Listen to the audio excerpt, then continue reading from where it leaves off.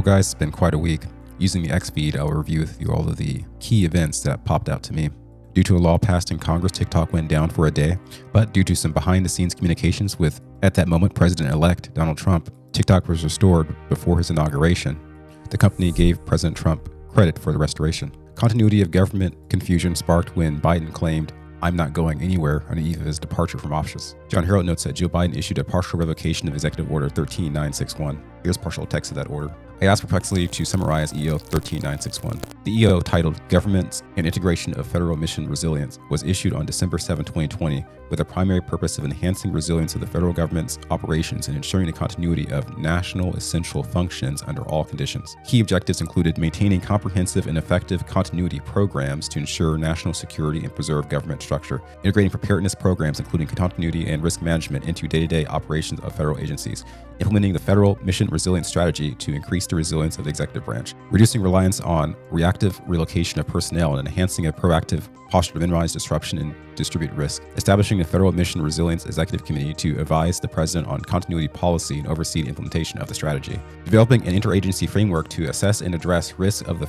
federal mission resilience and NEFs across the executive branch. The order aimed to ensure that federal agencies could continuously perform national essential functions regardless of threats or conditions, even without adequate warning. It emphasized the importance of integrating continuity planning into routine operations and improving the government's ability to maintain critical function during unforeseen events, such as natural disasters, pandemics, cyber threats, and other potential disruption. I asked about the portion that was rescinded before Biden left office. I'm told Biden rescinded sections 1, 3, 4, 5, and 7. In Section 1, the phrase "to achieve this policy" appeared to be removed and replaced with "in conjunction," so I take this to mean that the policy was achieved. The Executive Committee was changed to the Restricted Principles Committee. I asked if there was a reasonable conclusion that could be derived from the revocations of 1, 3, 4, 5, and 7. I'm told that revoking 1, 3, 4, 5, 7 streamlined the federal government's approach to mission resilience and continuity planning. There's a shift in priorities or methodology for ensuring government operations during crises. There was a change in how continuity efforts are overseen. The responsibility was transferred to the Restricted Principles Committee. The change appears to be an attempt to shape continuity policy for the incoming administration or to respond to a national evolving security consideration. I asked about any info available concerning the purpose and function of the Restricted Principles Committee. I'm told there's very limited public information available about the Restricted Principles Committee. However, we can infer some information about it. There is an oversight function related to national continuity policy and government resilience. The term principals typically refers to senior government officials or agency heads. This indicates the committee likely consists of high-ranking members of the executive branch. The committee is mentioned in the National Security Memorandum, implying it deals with matters of national security and continuity of government operations. Given connection to revocation of parts of 13961, it likely plays a role in continuity planning and ensuring government can function during crises. The lack of readily available information about the committee suggests that the operations-specific responsibilities may be sensitive or classified in nature. Recall to achieve this policy was omitted. What policy? From Section 1 of the EO. The Section 1 policy is meant to maintain comprehensive and effective continuity programs, ensuring national security, preserving government structure under the Constitution, aligning with Presidential Policy Directive 40 on national continuity policy. So from this, it's not clear to me why that portion was omitted in Biden's revocation, as I would assume these are ongoing policy objectives for the future. John Harrell took it to mean that overall reconstitution begins when we're at the end of Phase 3. Zero Hedge points us to Biden's pardons before leaving office, describing it as a banana republic. In the official pardon letter dated January 20th, 2025, the issuance of these pardons should not be mistaken as acknowledgement that any individual engaged in any wrongdoing, nor should acceptance be misconstrued as an admission of guilt of any offense. I'm sure you guys remember the Faces of Biden replacement theory and recalled him donning a MAGA hat with a huge smile. It's also noted that Biden signed secret EOs called PPDs and NSPMs since November 5th. I take all this to mean that it appears Biden really was put in power for the 2021 to 2024 term, with the evidence given that he's taken real action to protect the J6 partisan committee, as well as Mark Milley, who is a proven traitor to the country, as he admitted that he would tell a Chinese general if the U.S. launched an attack. And this increases the likelihood that Trump's bullet dodge really was what we thought it appeared to be, meaning our country really was saved from diverting down a disastrous communist timeline. The man who took out Ashley Babbitt on J6 was also pardoned. Biden then went on to pardon his entire family.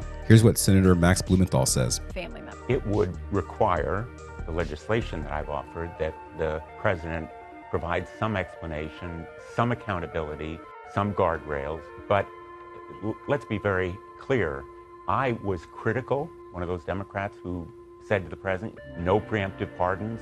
They're not required, and they violate the basic spirit of the pardon law. And I think what we need in the legislation, as well as ultimately a constitutional amendment, is greater transparency and accountability for the president, so that Congress has a role. And like my state of Connecticut, there's a board of pardons and paroles that has specific criteria. Be not deceived, he wants to limit Trump's pardoning power. These are the Biden family members who were pardoned. Strangely, Alejandro Mayorkas, Secretary of Homeland Security, was not pardoned. Strangely, in the context of these pardons, it was revealed that Biden's shared bank accounts were used in fraudulent bond transactions. We were talking about Hunter Biden. Strangely, Catherine Herridge reports from Guantanamo Bay, Cuba on Inauguration Day.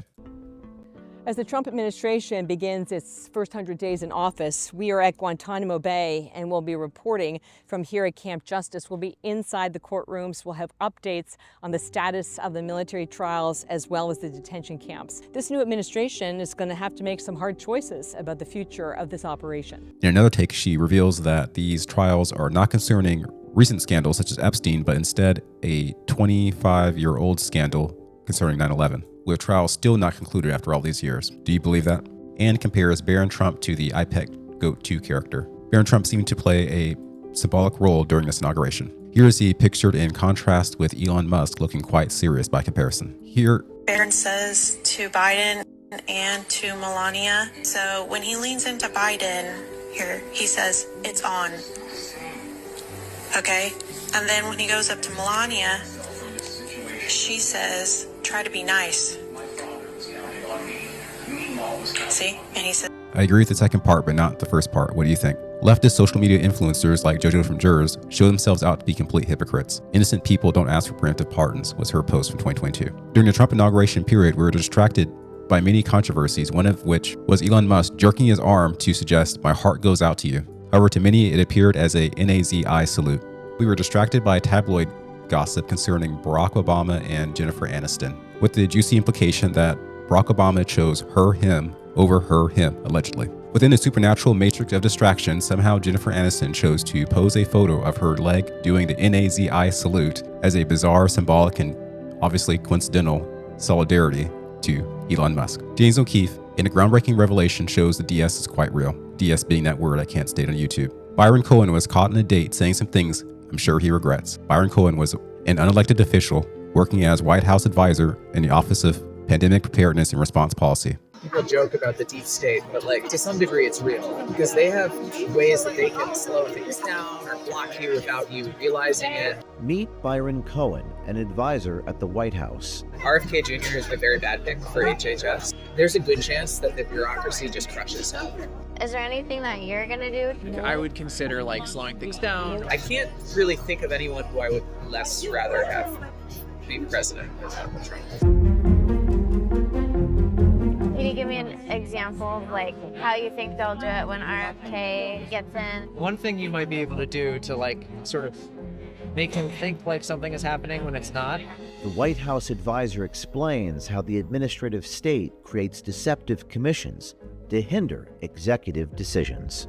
One of the ways you can slow things down in a bureaucracy is you can commit to studying something. Put together a commission.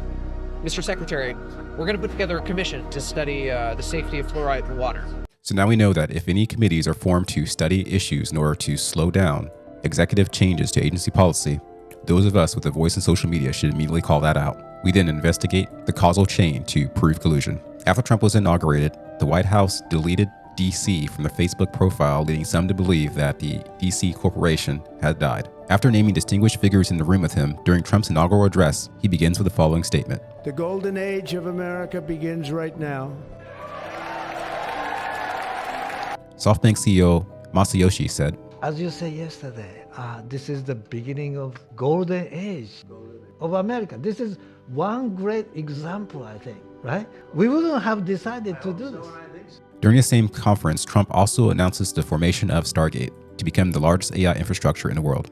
By Oracle Executive Chairman Larry Ellison, SoftBank CEO, my friend Masayoshi Son, and CEO of OpenAI, and I would say by far the leading expert based on everything I read, Sam Altman. So that's great that you're coming in together. That's a massive group of talent and money. Together, these world-leading technology giants are announcing the formation of Stargate. A special alleged insider anonymous source has filled me in that Trump's presidential agenda will go beyond just securing the border, but will have an emphasis on continued U.S. technological advancement and dominance through artificial intelligence and mastery in the field of energy. Google engaged in a strange error where they admitted Joe Biden as president in a list of presidents in order. This error was rectified after many complaints. On Inauguration Day, Melania Trump was seen wearing white and black, with many saying that this dress was symbolic in some way. Austin Steinbart showed this anonymous character going through a wormhole 3 days before the inauguration. He did also post a spy vs. spy cartoon alluding to the symbolic significance of Melania's attire, however he did since delete it, so the example I'm using is from someone else. I refer to Austin quite a bit because he has shown prophetic tendencies and may be described as a type of visionary. Hamas did renege on a portion of the ceasefire negotiations that occurred shortly before Trump was inaugurated. As per Israel X just 4 hours ago, they note that 90 of their loved ones are still being held hostage in Gaza. Trump, still very friendly with Israel, floats an idea of relocating approximately 1.5 million Gazans to neighboring countries such as Jordan and Egypt. Trump issued a total pardon of all J6 participants within just 1 day of being president again. This includes the pardon of Joan Andrews Bell, a 76-year-old woman who is peaceful and devout pro-life activist. She was given a 2.5-year sentence by Merrick Garland's DOJ. Johnny Midnight claims the MAGA hat dude breaking Capitol window on J6 and hurting cops was caught chanting the word Antifa, suggesting that there were leftist infiltrators creating chaos, so this person's charges were also dropped through the presidential pardon. Allegedly, John McAfee posted to his X account indicating that he had somehow faked his own death. McAfee's ex-girlfriend already claimed this occurred August of 2022. Strangely, in third person, John says, John's account has not been hacked, this is the real deal. And apparently, John is posting regularly. To get a sense of how weird this is, refer to my content from years ago, including a tattoo that's on McAfee's body as whacked, suggesting that he is not suicidal. Murkowski, Collins, and Mitch McConnell were 3 senators who chose not to approve Hex's nomination for Secretary of Defense. Tens of thousands of people, including Eagles, point out Murkowski's hypocrisy in that the cabinet nomination process had become a laughingstock to the whole world during the Biden administration. Yet she was more focused on allegations of infidelity in determining XF's qualifications. Interestingly, in transition to the Trump administration, the Department of Defense announced that their social media profiles will be suspended temporarily for 10 days effective January 25th. This causes people to speculate about the so-called 10 days of darkness. And for this post, credit to 17 Absolute Redux 76. Immediately after inauguration, we see the return of Andrew Jackson as well as Winston Churchill to the Oval Office. Trump signs a record-breaking 200 executive orders in his first day. Almost immediately, the Texas National Guard sent military tanks to the southern border. For Trump's Eeyore, the U.S. southern border was declared a national emergency. Through translation, Vladimir Putin claims that had 2020 not been taken from Trump, likely that the Ukraine-Russia conflict would never have occurred. A shocking statement just days after Trump's inauguration. Somehow, in the midst of all these events, Trump also had time to speak to Davos. Here is some of his summary of the financial circumstances facing the United States. President Biden totally lost control of what was going on in our country, but in particular with our high inflation economy and at our border. Because of these ruinous policies, total government spending this year is $1.5 trillion higher than was projected to occur when I left office just 4 years ago. Likewise, the cost of servicing the debt is more than 230% higher than was projected in 2020. The inflation rate we are inheriting remains 50% higher than the historic target. It was the highest inflation probably in the history of our country.